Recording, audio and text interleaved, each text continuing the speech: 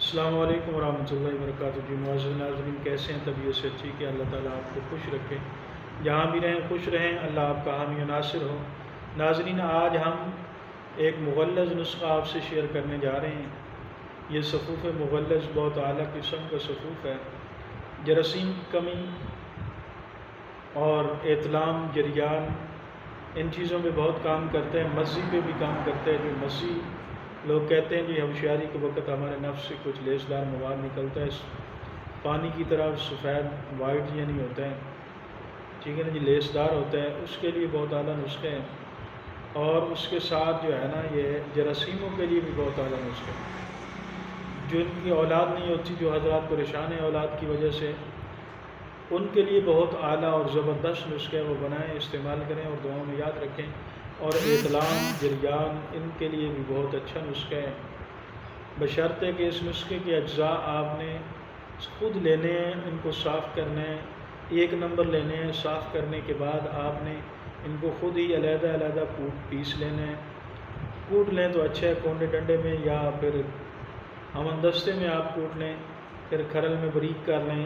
پھر آپ جو ہے نا اس کو کپڑ چھان کر کے مکس کر لیں، تو پھر آپ اس کے کیپسول بھی بنا سکتے ہیں، یا آدھا چمچ ویسے کھا سکتے ہیں۔ اگر کیپسول بنانا ہے تو آپ نے 1000 mg کا 1 گرام کا ایک کیپسول بنانا ہے، صبح ایک شام ایک دودھ کے ساتھ لینا ہے۔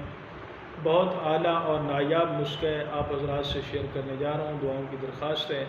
نسخہ ملاحظہ فرمائیں۔ سالم مصری آپ نے 2 تولہ لینا ہے، سالم پنجہ آپ نے 2 تولے لینا ہے، تال مکھانا آپ نے 2 تولے لینے ہیں، موسلی سفید آپ نے 2 تولے لینی ہے، سمندر سوکھ آپ نے 2 تولے لینا ہے، سنگاڑا آپ نے تازہ لینا ہے۔ تازے سے مراد یہ ہے کہ آپ جو پرانا پڑا ہوتا ہے اس میں اکثر گھن کیڑا سا لگا ہوتا ہے، آپ نے وہ نہیں لینا ہے، بلکہ آپ نے صاف اور تازہ لینا ہے، جس میں کیڑا لگا ہوا نہ ہو، سوراخ وغیرہ نہ ہو، وہ آپ نے 4 تولے لینے ہیں۔ چھلکا انڈیے کا آپ نے بریک چھلکا جو ہوتا ہے وہ لینا ہے، جس میں سوجی وغیرہ نہ ملی ہو۔ پھر اس کو آپ نے چھاننا ہے، چھاننا لگانے کے بعد اس کو آپ نے مکس کرنا ہے۔ مستگی کوئٹہ آپ نے لینی ہے 2 تولے، اور اس کے ساتھ آپ نے موسلی سیاہ لینی ہے 2 تولے، اور موسلی سنبل آپ نے 2 تولے لینی ہے، اور نصری آپ نے لینی ہے 200 گرام۔ ان سب کو آپ نے مکس کر لینا ہے۔ پہلے سب کا علیحدہ علیحدہ صفوف کرنا ہے، علیحدہ علیحدہ صفوف کرنے کے بعد پھر آپ نے اس کو مکس کرنا ہے۔